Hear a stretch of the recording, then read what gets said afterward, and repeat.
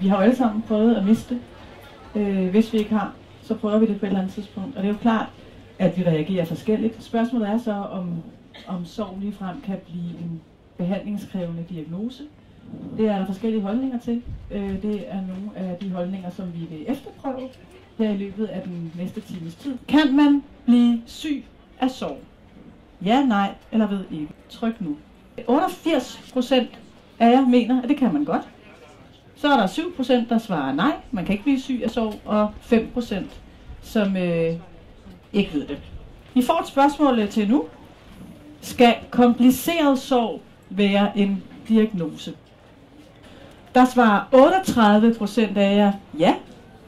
43% svarer nej, mens 20% svarer ved ikke. Hvad ville det betyde, hvis det blev til en regulær diagnose? Det vil jo betyde, at vi i dag vil være meget bedre til at behandle lige præcis den lille gruppe med kompliceret sorg. Sorg i dag, der er vi i høj risiko for at underbehandle, nogle gange overbehandler vi, og nogle gange fejlbehandler vi. Sørgende med kompliceret sorg risikerer at få antidepressiv behandling, og det hjælper ikke på den komplicerede sorg.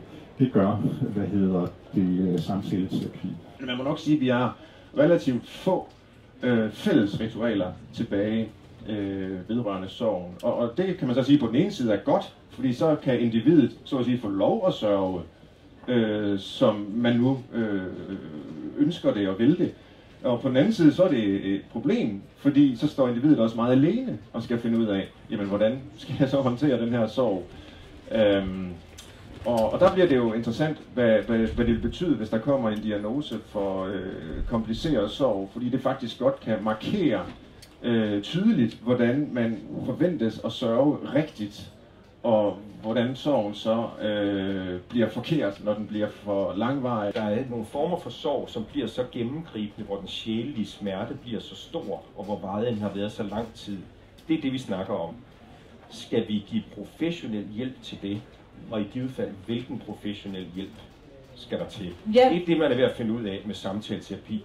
Så skal vi sige, okay, er det noget, sundhedsvæsenet skal levere eller ej? Det er sådan set en anden drøftelse. Og det er den diskussion, der er relevant, synes jeg.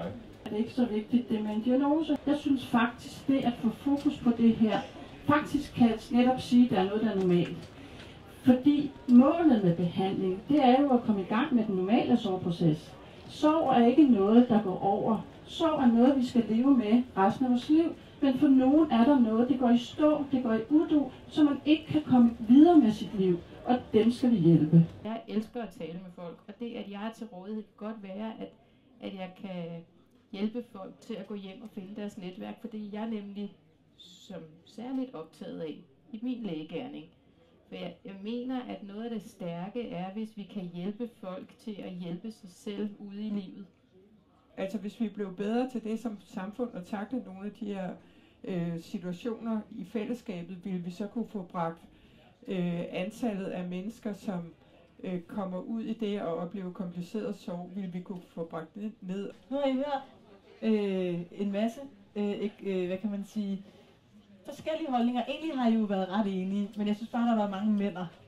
Og det kunne være interessant at se, om noget havde flyttet sig. Så jeg vil egentlig stille spørgsmål 2 igen. Nu er der så 40%, der mener ja. Det vil sige, den er steget lidt. Der er 25%, der siger nej. Faldet drastisk.